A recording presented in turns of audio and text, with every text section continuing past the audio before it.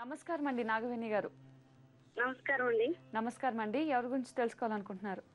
నేను మా బాబు గురించి తెలుసుకోవాలనుకున్నానండి. తప్పకుండా అండి. మీ అబ్బాయి పేరు, నక్షత్రం చెప్పండి. మా బాబు పేరు అన్వేష్ అండి. నక్షత్రం అంతా కరెక్ట్ గా ఐడియా లేదు.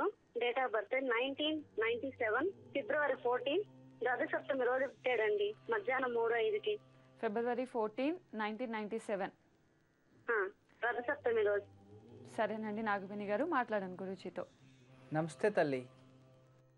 గురుగారు చాలా చాలా సంతోషంగా ఉంది గురుగారు. ఒళ్ళంతా వణుకొచ్చేస్తా ఉంది. మంచిది తల్లి, ఎప్పుడు మా ఆశీస్సులు ఉంటాయమ్మా. గురుగారు అసలు నేను మామూలుగా ఇవన్నీ ఏమి నమ్మను గురుగారు. మీ ప్రోగ్రామ్ చూసినాక నాకు చాలా ఇన్స్పైర్ అయిపోయాను నేను. సరే తల్లి. చాలా చాలా మీ మాటలు అవన్నీ చాలా నచ్చినాయి స్వామి. నాకైతే చాలా నచ్చినాయి గురుగారు. నేను ప్రతి ఒక్కటి పాటిస్తున్నాను. పాటించలేకపోయినా ట్రై చేస్తున్నాను పాటించేదానికి. అంతే కదా తల్లి.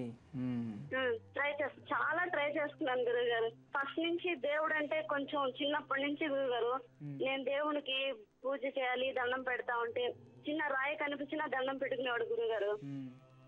వాడికి 14 years వచ్చాయి. అప్పటి నుంచి దేవుడు అంటే ఇదంటాడు, కొంచెం నెగ్లెక్ట్ గా గురుగారు.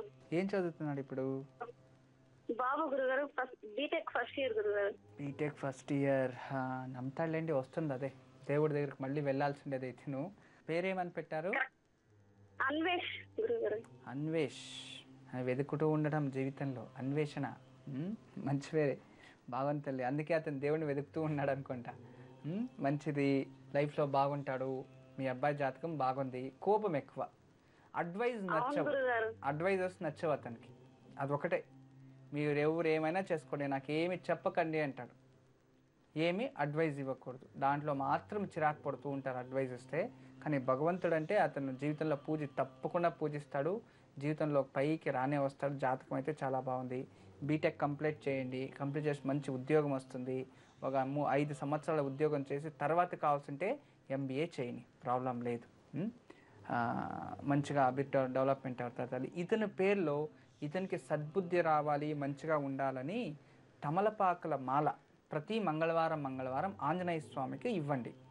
తర్వాత వారానికి ఒక్కసారి శుక్రవారం ఉదయం గోమాతకి అరటిపండు ఇలాంటిది ఏదైనా తినబెట్టి గోమాతకి 5 ప్రదక్షిణలు వేసి మీ అబ్బాయి తెలుసుకొని అతనికి మంచి బుద్ధి సద్బుద్ధి రావాలి, మంచిగా ఉండాలని తెలుసుకొని గోమాతకి ఏదైనా పలహారం పెట్టండి.